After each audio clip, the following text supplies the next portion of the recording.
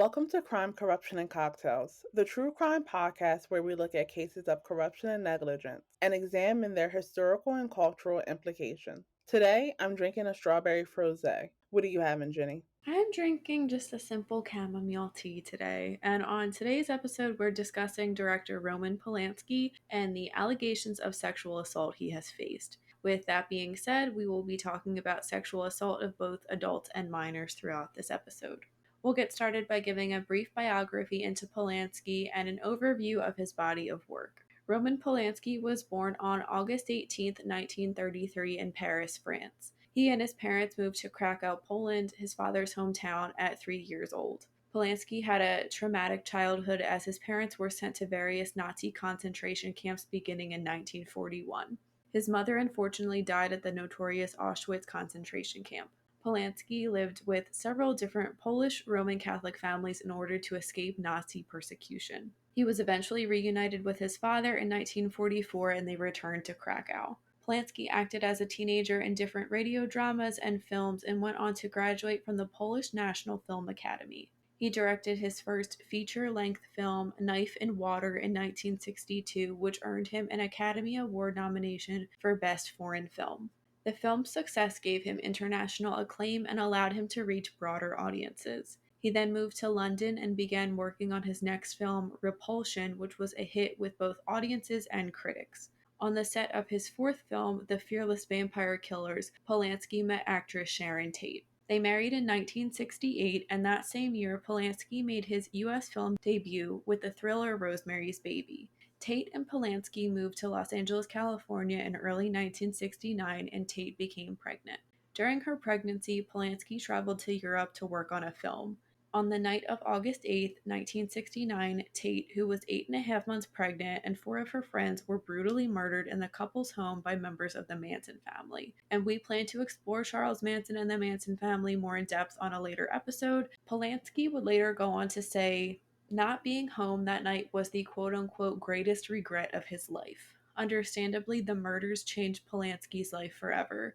In his autobiography, Polanski states that his personality changed from being optimistic to, quote, ingrained with pessimism and eternal dissatisfaction with life, end quote. In 1974, Polanski made his return to American cinema with the highly regarded movie Chinatown. It received 11 Academy Award nominations and became the last film Polanski directed in America. In February 1977, Polanski, then 43 years old, met 13-year-old Samantha Gailey. He was working on a project for a French magazine focused on the sexualization of teens and photographed her near her home. In March, he asked to once again photograph her at a shoot that was supposed to take place at Jack Nicholson's house. Neither Nicholson nor his actress wife, Angelica Houston, were home at the time. Following the photo shoot, Polanski and Gailey went into a hot tub. Polanski gave Gailey champagne and a quaalude and raped her.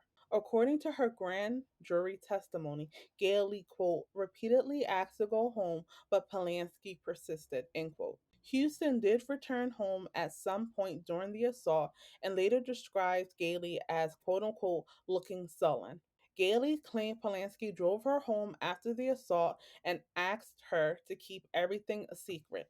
Gailey's parents found out about the incident, and Polanski was arrested just days later. He was charged with forcible rape and booked on suspicion of sodomy, child molestation, and furnishing dangerous drugs to a minor. To avoid trial, Polanski pled guilty to the least serious offense, unlawful sexual intercourse, and accepted a plea bargain, which caused the other charges to be dropped. He was ordered to spend 90 days in jail for a psychiatric evaluation, but was released after 42 days, which angered the presiding judge. Fearing his plea bargain deal would be taken away based on suggestions from his lawyer, Polanski fled to London on the day of his sentencing hearing.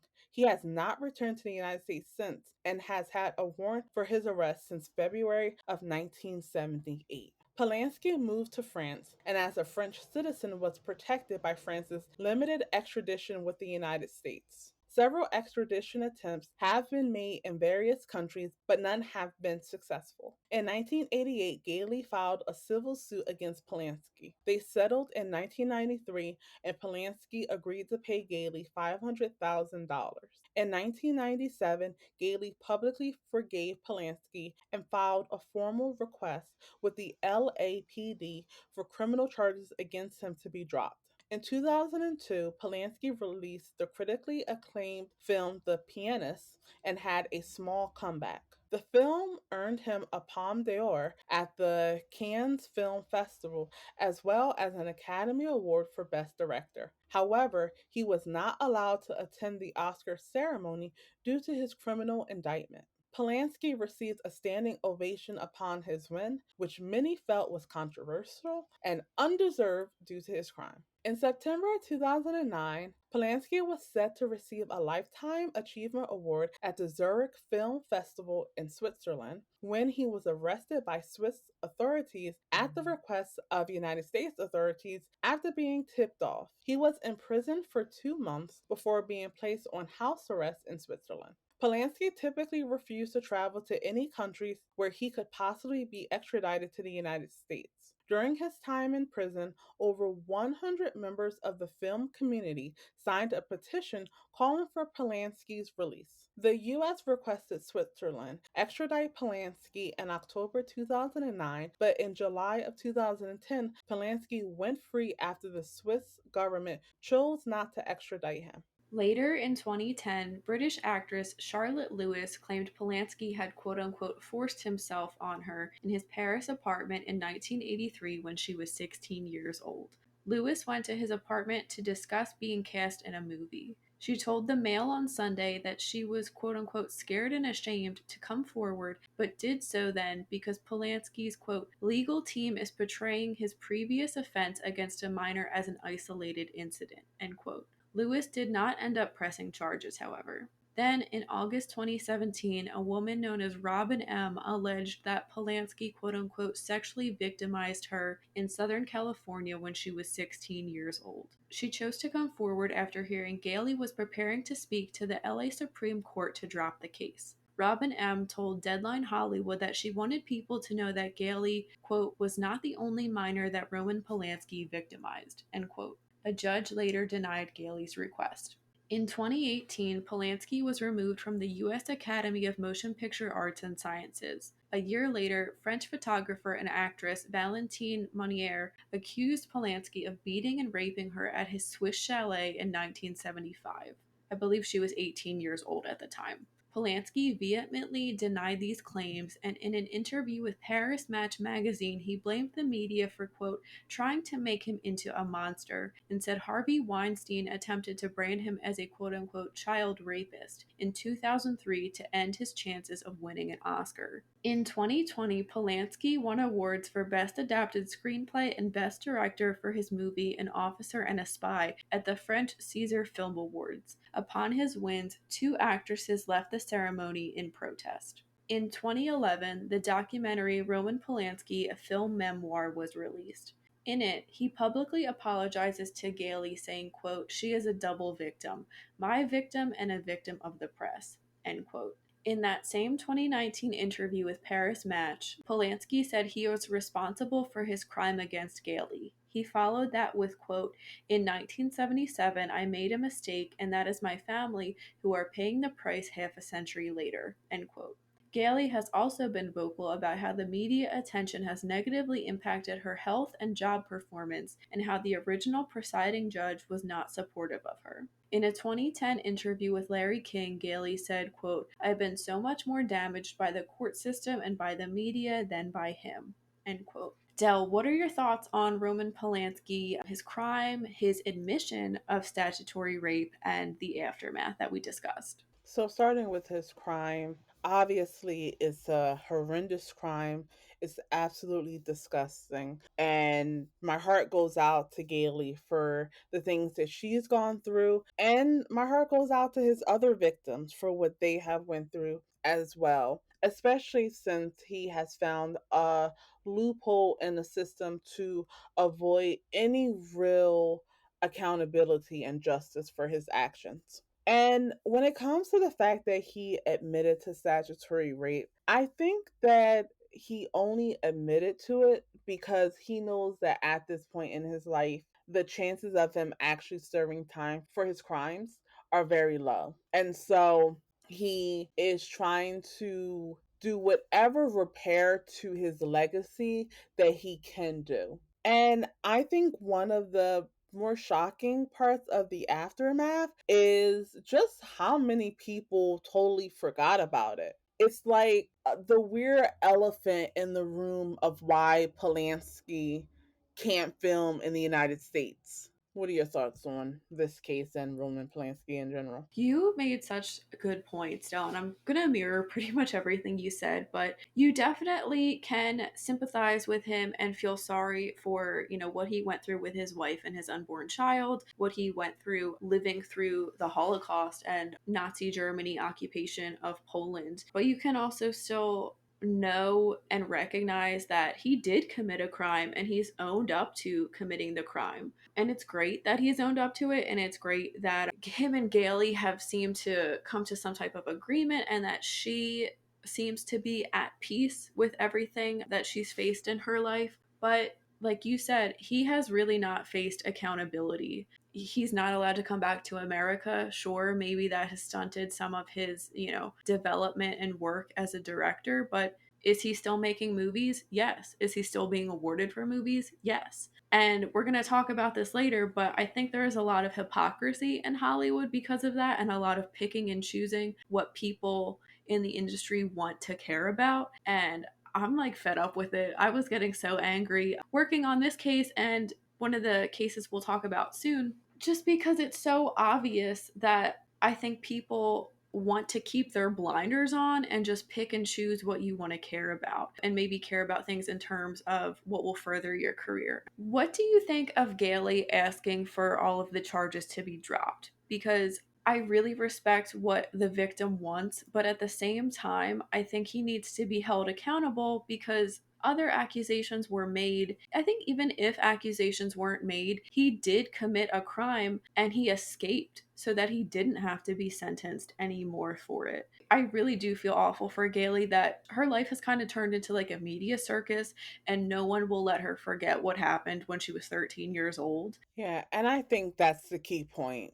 Just trying to move on with your life. And so, if the looming threat of being extradited is not over, Polanski, I'm sure Gailey was thinking, they'll talk about me less. This case will be less of a news topic, and I can just try to get on with as normal of a life that I can. And I also feel really bad for her. Like when she's talking about being more damaged by the media and the court system than the actual attack, you start to wonder like what is going on in her head. Unfortunately, Polanski is not the only convicted or alleged sexual misconduct perpetrator in the entertainment industry. The first person that we're going to look at is Harvey Weinstein.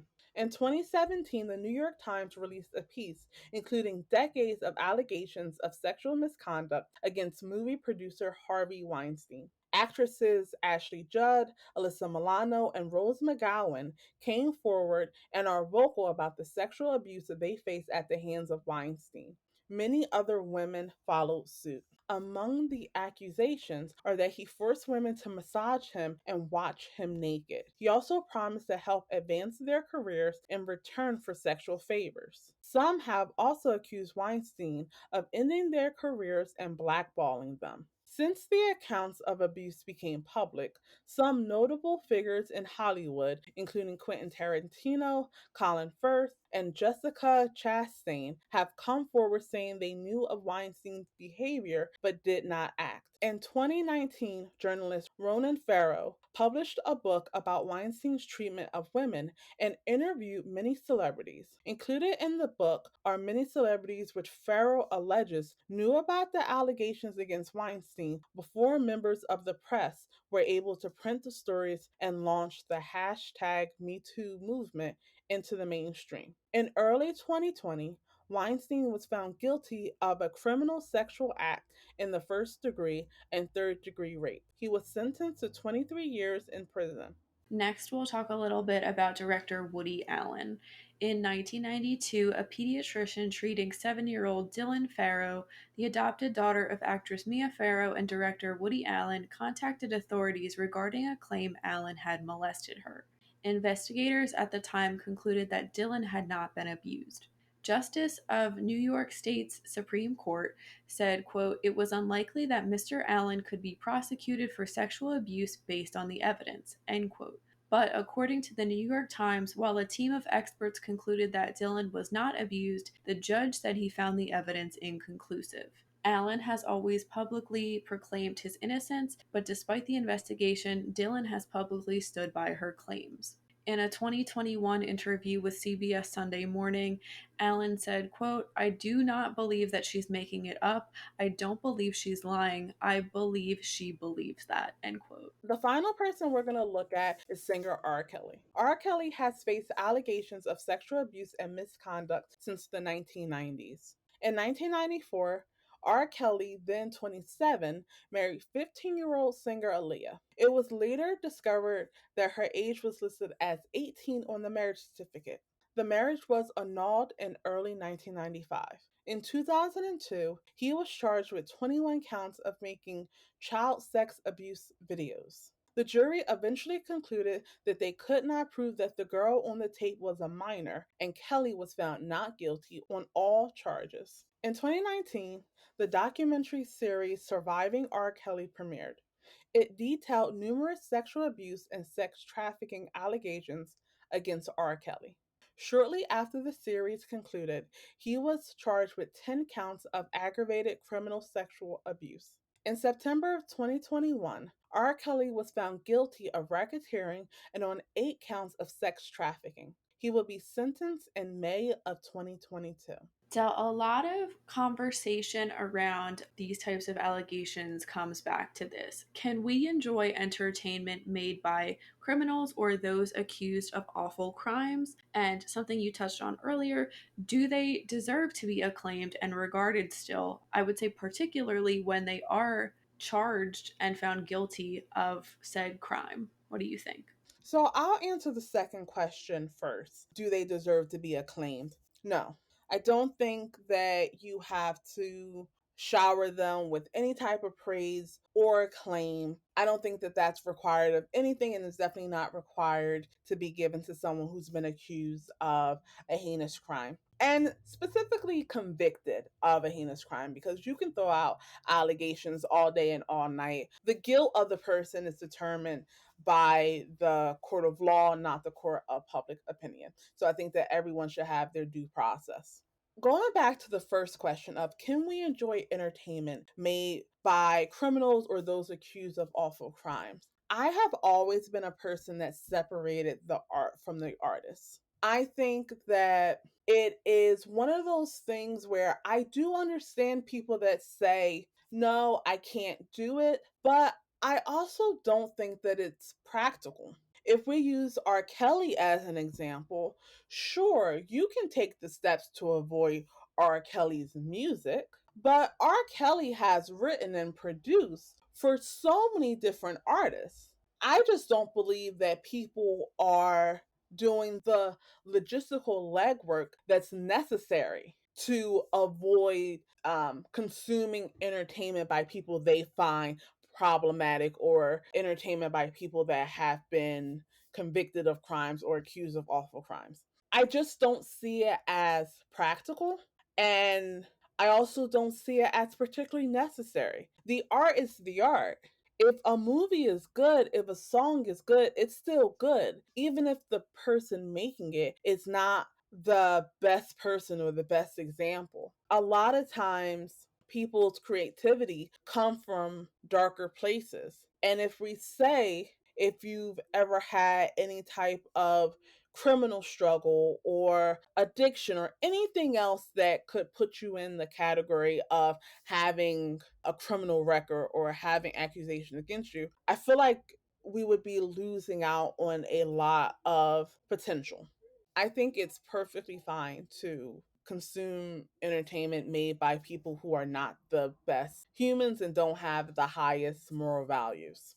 How about you? I think it's really complicated and subjective. I personally don't think you can always separate the art from the artist. I think sometimes the artist's work can reflect their crimes or their allegations. Woody Allen and Louis C.K. are some examples of that. I think it can kind of depend on the degree of their crimes and allegations as well. I've seen some Roman Polanski movies, I've seen some Woody Allen movies. Would I go to the theater to watch a new Woody Allen movie? No, personally. And like with Harvey Weinstein, kind of like you said with R. Kelly, Harvey Weinstein produced so many movies. But that's not to say, is it that big a deal to like not watch these movies when there's like a million other great movies out there? Or to not let this one person, I guess, direct when there's a thousand other people that can be making great art too, and let's focus on them. I think that their movies should still be taught in like film courses. I would say I think they should be taught, but you can have that little cliff note, especially with Roman Polanski. He was found guilty of raping a 13-year-old girl, and, maybe reflect on Hollywood in that regard, because he's not the only director to have done that. To use a sexual favor or to force himself on someone to just get what he wants. There's a lot of entitlement in Hollywood and the music industry. In 2006, activist Tarana Burke began using the term Me Too to raise awareness on the issue of women being sexually abused and harassed. In 2017, actress Alyssa Milano, who is one of Weinstein's accusers, used the term in a tweet that went viral and sparked a global movement. The Me Too movement has allowed many survivors, both men and women, to open up about their experiences with sexual assault and harassment. Both celebrities and everyday people began sharing their stories in hopes to empower victims, end stigma, and seek justice and accountability. Out of the Me Too movement and the Weinstein allegations came the Time's Up organization, which was founded by female celebrities and raises legal funds to support victims of sexual harassment in the workplace. In a January 2018 letter signed by a number of female producers, actors, and directors published in the New York Times that launched the organization said, quote, the struggle for women to break in, to rise up the ranks, and to simply be heard and acknowledged in male dominated workplaces must end.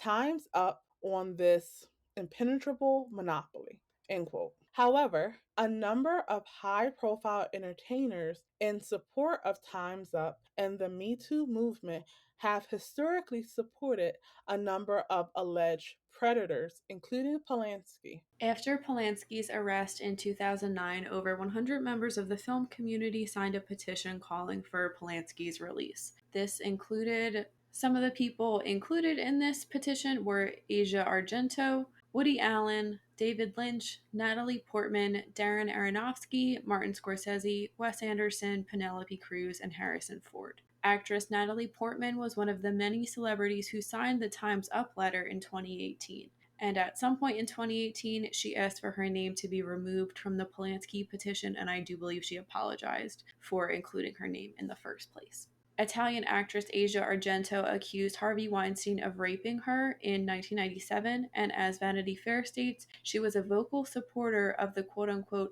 sexual misconduct reckoning in Hollywood. Similar to Portman, Argento also apologized and expressed regret for signing the petition. Since then, Argento herself has also been accused of sexual assault of a minor.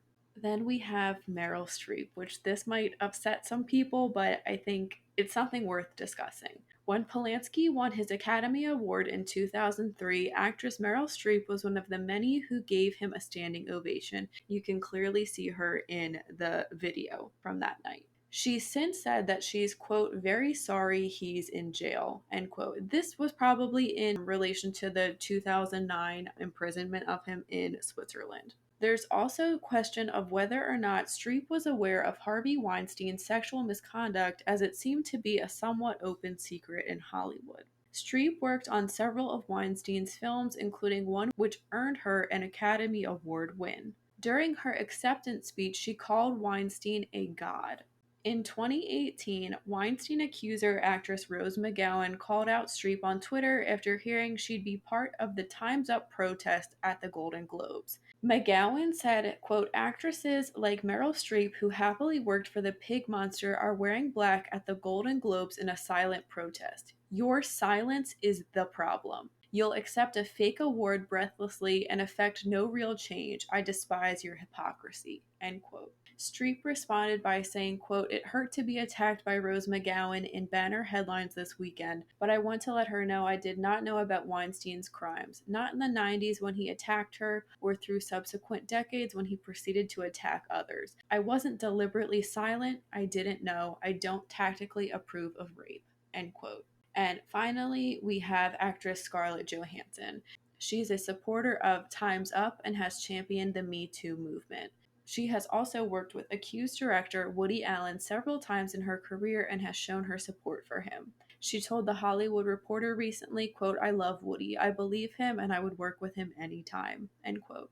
Dylan Farrow responded to Johansson with, quote, because if we learned anything from the past 2 years, it's that you definitely should believe male predators who maintain their innocence without question, end quote. When mentioned in a letter from Farrow, Scarlett called the letter, quote unquote, irresponsible and referred to the truth of the situation as, quote unquote, guesswork. And Scarlett Johansson was not the only celebrity named in that letter, a few others were as well. So, Del, what do you think of everything we just talked about? The movements and the hypocrisy within them from some of these actresses. So I think both the Me Too movement and Time's Up are important. And I think that it's always a good thing to make sure that victims feel supported. When thinking about the Me Too movement, one of the criticisms I have of it is that I feel like it was a catch all term. And so there were people wrapped up in it that shouldn't have been. For example, Aziz Ansari was targeted in the Me Too movement, even though the encounter from the woman's perspective and his perspective was just a bad date. I also think that unfortunately, with a lot of these cases, it was guilty until proven innocent. And I think that while you should always try to make sure that you are comforting victims, you shouldn't do that at the expense of someone else. And you shouldn't do that at the expense of disregarding due process and disregarding innocent until proven guilty. And I think while Me Too did important things to raise more awareness of what happens in the aftermath of sexual assault, what happens with the silencing of victims, I wish it was more balanced. And I wish there wasn't the mentality of it's okay if a few innocent men get caught up as long as we get all the guilty ones. Because we wouldn't apply that standard to anything else. When it comes to Hollywood hypocrisy, that to me is to be expected. You never want to be the one that looked bad. You never want to be the one that worked with someone who's been convicted of a heinous crime. And so a lot of these people are doing a double take. And I don't know if it's necessarily deliberate hypocrisy. I just think that it is them trying to save their reputations. And I also think that people can change. In a lot of these cases, you had it when they were first starting out, or they had just finished working with the person and they're showing them support. In the case of Meryl Streep, she had just won an Oscar for a movie he produced, and so she's exclaiming to him, praising him. You can say that she went too far calling him God, but her descriptors are her descriptors. But then when you find out later that the person has done something heinous, I think it's perfectly okay to have the ability to say, you know what, yes, I've praised this person in the past, but now I know the type of person that they are. I know the things that they have been convicted of or accused of for some people, if they want to go with that standard. I am now going to act this way towards this person. I think that's perfectly okay. You do have the back and forth. I think that causes some issue. And honestly, for me, the most egregious case is that of Asia Argento, who herself victimized underage boys. and then you try to turn around and be a leader in this movement that is calling out abusers and holding them accountable, but you're not even holding yourself accountable for what you did. I don't think that's right. What do you think? It's very complicated, like we said, with watching, taking part in the entertainment from people with accusations. I am in support of the Me Too movement and Time's Up, but I think you made some good points. Who doesn't want to believe a survivor coming forward? You want to create an atmosphere that is supportive of someone that's dealing with sexual assault, sexual harassment, anything like that. And we want people to, be found guilty in the court of law. There's a lot of celebrities that we didn't mention who also were somehow in support of Roman Polanski or Woody Allen, Bill Cosby. Whoopi Goldberg and Raven Simone have kind of said some controversial things supporting Bill Cosby. Kate Blanchett, she's worked with Roman Polanski. Her son is named Roman, and she's worked with Woody Allen multiple times. I think she was a supporter of Time's Up. I don't know if she's really ever made any kind of statements. I think in Hollywood, it's probably hard to not be complicit in something, especially because blackballing does exist. We heard some actresses say that Harvey Weinstein kind of ruined their careers when they wouldn't give into his sexual demands. And I'm sure speaking out against something, you would get blackballed too. You would be labeled as difficult to work with. Maybe, if someone has some kind of secret on you, oh, you're going to out this secret, well, I'm going to out your secret. So I do understand why some people wouldn't come forward and tell the New York Times as soon as they heard one accusation against Harvey Weinstein. And like you said, people can change. I'm glad Natalie Portman and Argento have said something. Asia Argento does have her own issues to deal with, for lack of a better word, but victims can also go and victimize someone else. It's not, an unheard of thing. In my opinion, there was no excuse for supporting Roman Polanski, and there still isn't. Like we said, in 2009, people knew about his rape charge. People knew that it was public knowledge. I think other people have since said that they've regretted working with some of these people, like Kate Winslet. Again, everyone in Hollywood is complicit in something, and it's a very dark industry that the public, I would say, really has no idea of. Del, I've talked to you about this podcast I've been listening to called Beyond the Blinds. If you're into any type of celebrity gossip or Hollywood, I would definitely recommend listening to it. They read blind items, which is kind of like anonymous gossip about celebrities. You can't take everything someone writes as truth, but there are certain rumors that are around for 20 years. What's really the point of keeping a rumor that isn't true alive for 20 years? But in that, they've definitely hinted at some people being a Weinstein girl and really getting what they could from him,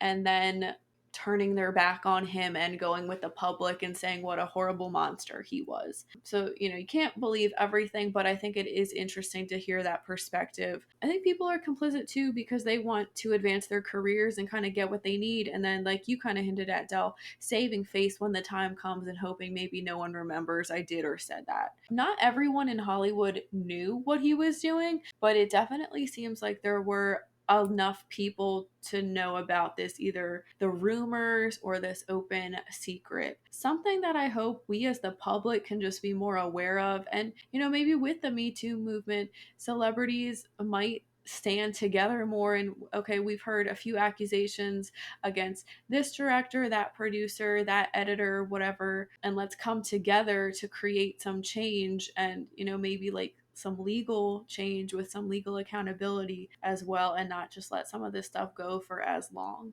That wraps up this week's case. Thank you for listening. Let us know in the comments what you think about Roman Polanski. We will be back next week with a brand new episode focused on the death of Gabby Petito.